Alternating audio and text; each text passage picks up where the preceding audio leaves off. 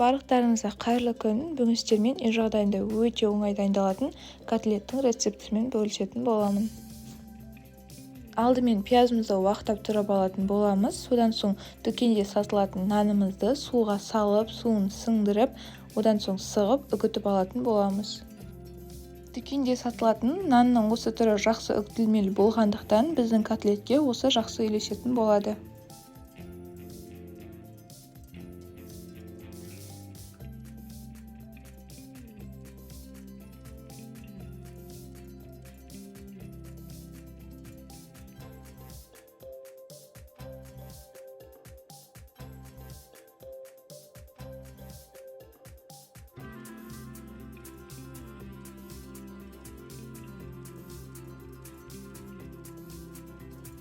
Нанымызға суды сіңдіріп, қолымызбен жақсылап сығып, осылай үгітіп шығатын боламыз.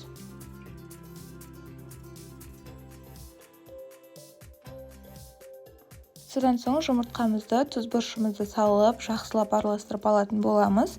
Бізде жұмыртқа фарштың көптігіне байланысты, егер сізде аз болатын болса, онда бір ғана жұмыртқа салсаңыздар болады.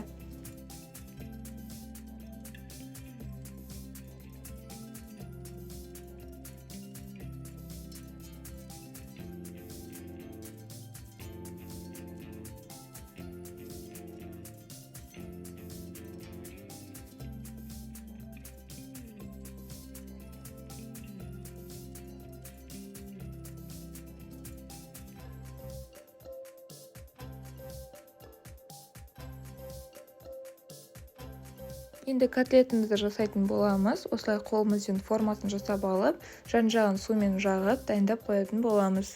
Менде осы рецептпен 20 штуктай котлет шыққан болатын.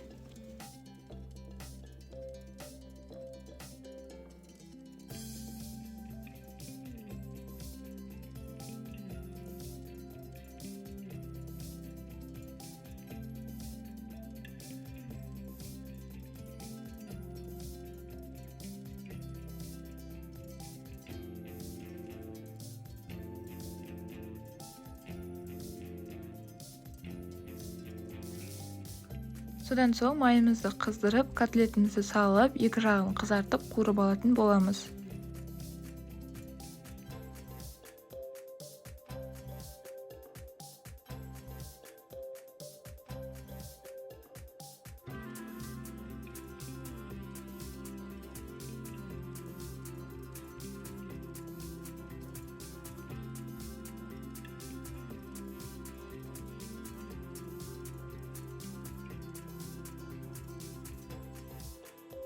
Барлық жерін қызартып қуырып алдық. Енді ыдысымызды жуып, оған сары майымызды салып, пиязымызды және де сәбізімізді қызартып қуырып алатын боламыз. Дәм талғауыңызға қарай тұз бұрышын және де қызанақ пастасын салып, азғантай су құйып, қайнатып алатын боламыз.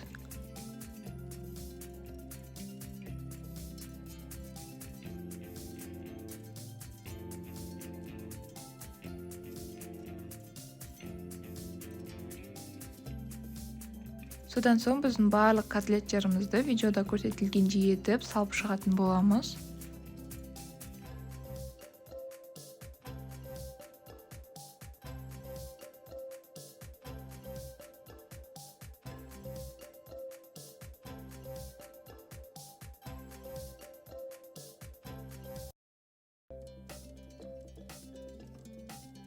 Содан соң суымызды құйып, котлетіміздің бетін жауып, оны 30 минуттай шай отта пісіріп алатын боламыз.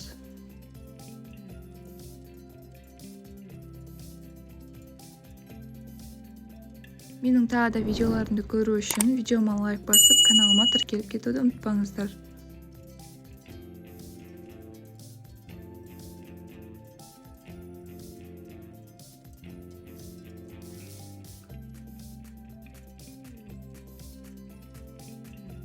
Біздің котлетіміз дайын болды. Ол өте дәмді шықты. Менің отбасыма өте қатты ұнайды. Сіздер де дайындап көріңіздер. Астарыңыз дәмді болсын.